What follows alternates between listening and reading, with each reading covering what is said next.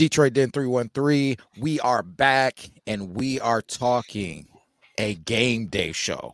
Finally, after the bye week, we got a game show. I'm pumped, but before we get going, please hit that subscribe button and hit that bell icon so you don't miss any of our content. Steve, talk to the people. I really don't even know what I'm doing. I feel like I haven't done a game show in months. The bye week's brutal. I miss football. College football's held me over. NFL football's kind of held me over. But I need some Detroit Lions football. Facts. So here we are, William. Coming out of the bye, 6-2. Yeah. West Coast business trip. It's not easy to go on the West Coast. Time change, all that. You got to throw off your, change your internal clock. All that nonsense. 4 p.m. game. So, I guess it's not really a clock change because that's 1 o'clock back here. But mentally, 4 p.m. West Coast. But some good news. Some finally good news. Detroit Lions are healthy. Ish. We're healthy. We're healthy compared to where we were 2-3 weeks ago. I'll call this healthy. I can agree. David Montgomery back, offensive line back. Maybe James Houston comes back next week. So we're trending in the right direction. Compared to 2-3 weeks ago when our injury report was 10 people, Frank Ragnow's back. Like, we're good to go. And we're firing. This is it. Let's get the ball rolling here. Let's get to 7-2. I like it, man. Let me ask you this. What worries you about the Chargers? Here's the thing with the Chargers. When we do game shows, we give credit when credit's due. I'll say this about the Chargers. They have some guys. But dudes. As a team, they just aren't playing very well. Their record shows that. They have some big name players. They have a nice young quarterback, Justin Herbert. They have a nice young dual receiving back, running back, Austin Eckler. Yep. They got some big receivers. Their O-line's middle of the pack, I'd say. They got Rashawn Slater, nice piece. Defensively, they got some guys. Dudes. They're just not putting it together. So my concern is them not figuring it out this week. That's my concern because they could figure it out. I just don't need it to be Sunday. I kind of feel like they were figuring it out against the Jets, man. It's 8 Jets, sacks, buddy. 8 sacks. I hear you. Yeah, but the Jets O-line is dog turds. Like, I'm just calling it how it is. Like, when you take the Jets O-line versus the Lions O-line, it's night and day different. You take the Lions O-line versus anybody's O-line. So the only one in the conversation is Philly. So exactly, and we just faced one of the league's best pass rushers last week or 2 weeks ago, I guess. Max Crosby. We kept him in check. He made a couple plays. Not to say that he's not going to, but our offensive line took care of business, and I look for him to do the same thing against Khalil Mack, Nick Bosa or Joey Bosa. They got some guys on defense and they can get after it, but I think our O-line will hold the test. I think that's what worries me, man. Like, when we played against the Raiders, it was Max Crosby and end of list to me. Yeah. Now we're going to have to deal with Mac and we're going to have to deal with Bosa. So they're going to be able to come from both sides, man. And it's now I'm interested to see Decker Pine, Mac, Bosa. Well, it should be interesting to see. And Cam Sutton, Keenan Allen. Mm-hmm. It's gonna be an interesting game, man. Or Cam Sutton, against Mike Williams, Quentin Johnston. Like, they got some receivers over there. They got some good young receivers, some big receivers, fast. Our secondary is going to be tested. I will say that. Kind of a concern for me as well. Our secondary has shown some weaknesses, especially if we're not getting after the quarterback. It kind of, elevates and amplifies that secondary is, kind of questionable. So they got some big receivers over there. That's going to be something to keep an eye on too. Yeah, is Mike Williams back? I thought Mike Williams was out. I think he might be out.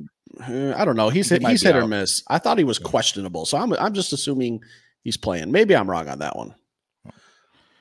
Oh, but yeah, man, that's like they still got the young guy who hasn't did much this year, Quentin Johnston, man. They drafted him early in the first round, and it was like, man, I thought he was going to step on the seam and be a problem, but he hasn't done much at all this year. So hopefully he doesn't wake up against the Detroit Lions. Yeah, we're familiar with Quentin Johnston from him torching Michigan in the semifinal last year. We're pretty familiar with him. We know what he can do, and we don't want to let him get loose. So, like I said, got some guys. Hopefully, it's not clicking this week. Yeah, for sure, man. Yeah, the biggest thing that I'm worried about, man, like I said, man, they had 8 sacks against the Jets, man. Mac and Bosa, man, they worry me out there just with that pass rush.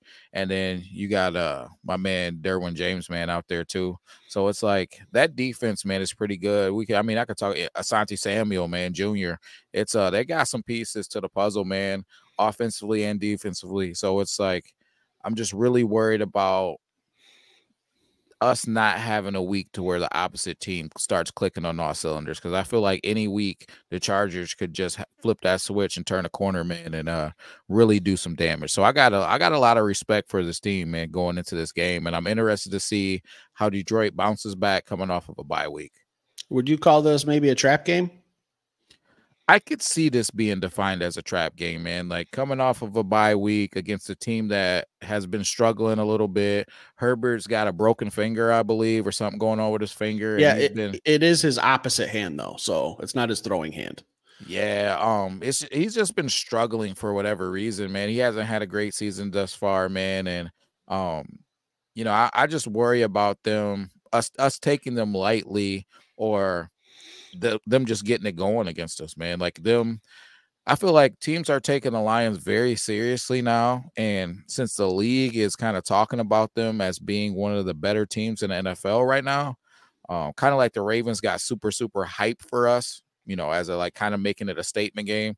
I'm hoping that the Chargers aren't looking at it kind of as the same way, and they just come in with some bulletin board material like, hey, this is an opportunity for us to show the NFL that we're a better team that we've shown thus far this season. Not Justin Herbert. Herbert. He concerns me in a way of he's not known for like breaking off like long runs, but he can make some plays with his legs, extending plays, just buying some time. He'll keep you honest is a good way to put him. He's an athlete, man. I think he's an underrated athlete, man. And if you've ever seen this dude peel down, he's got a physique on him. He's kind of got that well, Will Levis is a rookie, so I don't want to say Herbert looks like Will Levis. I'll say the opposite. But he's a built dude, man. He can sling it. He's got all of the tools, man. He's just, like I said before, he's just been struggling for whatever reason. But I agree. We definitely should not underrate his feet. Yeah, and he's big, so I don't see like the Lions getting like a lot of batted balls at the line of scrimmage because he's so tall. So I think if we're going to get after him, we got to do it the old-fashioned way, where we're getting after him, hitting him, putting him in the dirt, making him uncomfortable, and just not letting him get out of the pocket and extend plays. Yeah, I'm interested to see how this defense looks, man. Like this defense, I feel like they're coming on strong, man. And if we start to come back with everybody getting a week, getting healthy, I think that we could do something special, man, and keep that momentum going. Or as I said in the previous podcast, the momentum, keep that going, that momentum going, man. I'd like to see Hutch. I feel like he hasn't, even though he hasn't got the sacks, he hasn't got the sexy plays. He's been right on that quarterback. Yeah, I know at the beginning of the season, he led the league in pressures. I'm not sure where he is at that statistical stat yet, or right now in this current moment. But I think at some point you're going to see him have a 2-sack, 3-sack game. And what better way than becoming fresh off of that bye week? That would be amazing, because I think this is a trap game. Let's talk a little bit about, like I said, we're getting healthy. We haven't seen it too much this year, but with David Montgomery and Jahmyr Gibbs both being available, we've only seen it like 2 or 3 times this season. What do you think the usage for the running back room in Detroit will be? Dan Campbell, I feel like, kind of alluded to it when asked that question. He said that Gibbs is going to get his touches, man. He's going to get his touches. So I think we're going to ease David Montgomery back into this thing. We're going to make sure that he's 100% good before we just let him, start flying downhill and getting lots of volume. So I think they're going to probably split this thing. I would say probably 60-40 in the side of Jahmyr Gibbs. I don't think that they'll overvalue David Montgomery coming back, depending on the situations, though. Like if we get into those goal line or short yardage situations or a lot of red zone type stuff, we might see David Montgomery used a little bit more. But I'm really interested in doing them doing what we talked about, pretty much throughout this whole season. And when we drafted Jahmyr Gibbs, which is getting them on the field at the same time. But I'm wondering if Ben is just waiting to maybe on the back half of the season before he puts that on film. There's something I need to see in Sunday's game. What's that? You just mentioned Ben Johnson. I need to see some better play calling. I need to see just, play to our strength. Let's not be cute. Like if you see something that's there, I trust you to make a call. But when we get down inside the 10, 15, let's give it to Montgomery. Let's kind of save him. Let's not run him into the ground. Let's use him when we need him, which is, I think, inside the red zone. No more cute plays. I mean, like we always say, he looks like the smartest guy in the room when it works, but when it doesn't, it's like, Ben, what are you doing? Yeah, I think the best way to put it is I just need a week off from that. I just want to see some straight up football, no cute shit. But I mean, I'm not going to cry and complain if I see some trickery. Yeah, I just need Ben to be Ben, man. I would like to see him execute a little bit better in the red zone. It's something that was been talked about, pretty much by everybody who is a Detroit Lions fans. They know about our struggle in the red zone this season.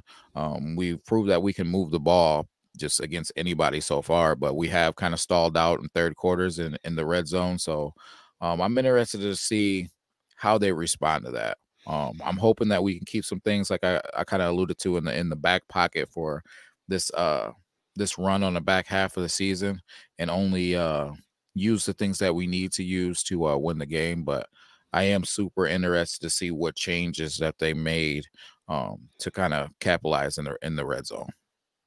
Let me ask you a question, William. Fire it. Who's going to be the Detroit Lions player of the game?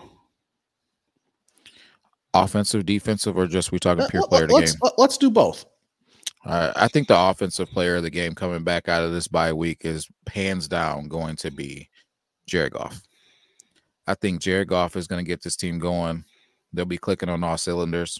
He'll have David Montgomery back to kind of secure that run game inside of the trenches, and I think he'll show up and show out.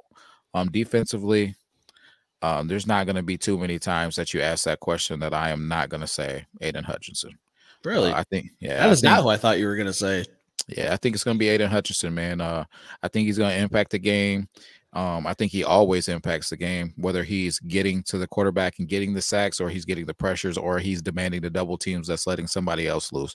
So I think that we will see Aiden Hutchinson. I think this is the type of game, if I'm him, I'm going to get hyped up for a little extra because you got Bosa on that other end, and I'm going to show you who the real dog of this game is. Michigan versus Ohio State there. I love it. Who you going with? Offensively, I think I'm going to go with St. Brown. Low-hanging fruit, easy target. We talked a little bit about Asante Samuel, Derwin James. They got some guys on their secondary, but I do think that the stats show that their secondary gives up some plays. Like I said, great guys, great players. Something in the Chargers organization and team just isn't clicking, especially in that secondary on defense. So I look for Amon-Ra to get. I'm gonna say he goes over 100 yards, 8 catches, and a touchdown, and that's gonna feed right off of your guy Goff, so that's gonna play hand in hand. Yeah. Defensively, man, you're just gonna give me Brian Branch? I thought for sure you were gonna swipe him up because Austin Eckler is kind of like that running back that I think the Falcons want Bijan Robinson to be, and we saw what Brian Branch did to Bijan Robinson. This is, he's going up in class a little bit, but they want Bijan to be able to catch. They want him to be able to run. And I think Austin Eckler is one of the best in the game at doing that. And hopefully that's a player like Jahmyr Gibbs. Hey, man, when you see Austin Eckler on the field, maybe you're on the sidelines and you're watching because that's who we want you to kind of be. Yeah. I think Austin Eckler used to be one of the best out of the game. He's getting up there a little bit. He's got some miles on him, but he's got some miles on him. And I also think that, Detroit kind of just fits what it needs to be to stop that. People have not come to Detroit and run the ball. The best was the Ravens, and I think they ran for 127 yards. It's not like they came in and rushed for 2 bills on us.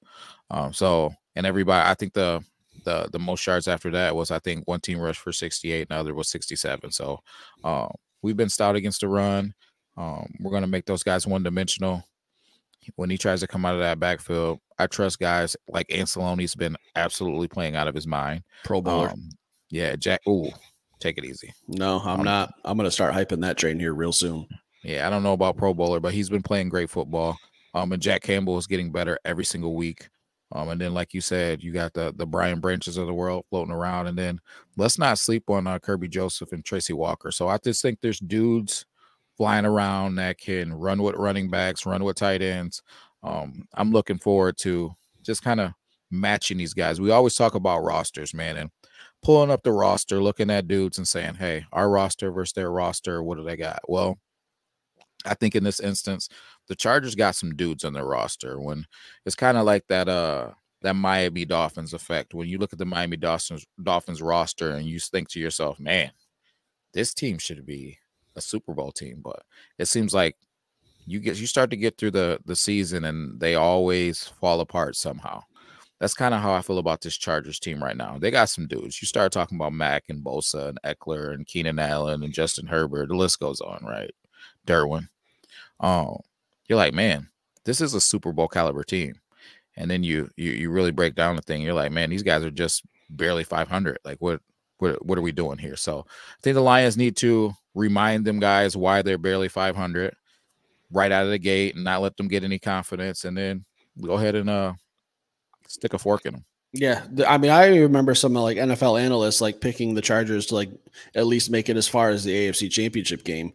They had a lot of high expectations, but yeah, I mean, they're struggling, and like you said, like I said, let's not let them get clicking against us. You know, you guys want to get on fire, save that for week 11, not week 10. Yeah, I don't know. There's not too many Chargers, man, and I'm gonna pick for my flag football team if I'm being honest. Your flag football team? Yeah. I don't know. Real quick, last question. Talk to me. Hottest name in Detroit, someone we always talk about, Jameson Williams. What's he going to do this week? Jameson Williams, man, I think that we talked about this a little bit before. I'm not looking for anything crazy out of Jameson Williams. I think he may have, if he does have a impact on the game, I think it'll be one big play. I don't think you're going to see anything like crazy like him with 6, 7, 8 catches, or nothing like that. But he may take the roof off one time. But I think the volume is going to be something that we see on the back half of the season. It's not going to be out of the bye week. What about you? I'd like to see him touch the ball 6, 7, 8 times. Maybe 5, 6 catches with a reverse or something like that to keep the defense honest. A jet sweep, something along that line, just to get him the ball. Use his best asset, which is his speed. Just build his confidence because he's having a hard time with drops right now. So how do you do that? You just get him the ball, get him feeling good about himself. Everything else will fall into place. I don't think he's going to have 200 yards or anything like that, but I think like 5 catches for 50 and maybe a touchdown would be great. Like nothing out of this world, but just get him the ball. Just start building his confidence a little bit instead of just sending him on these deep routes all the time. I don't hate it. All right, final part. Drop me a score prediction. Man, I think that there's going to be some points scored in this game would be what my instincts would say. So I'm going to go with a crazy pick here, and I'm going to go with 21 Detroit Lions, 17 for the Chargers, 21-17. You think that's a lot of points? No, I'm thinking that everybody thinks that this is going to be a shootout, and it's not going to end up being a shootout. Well, let me ask you a question. Fire it. Jared Goff, he's a California kid. He is.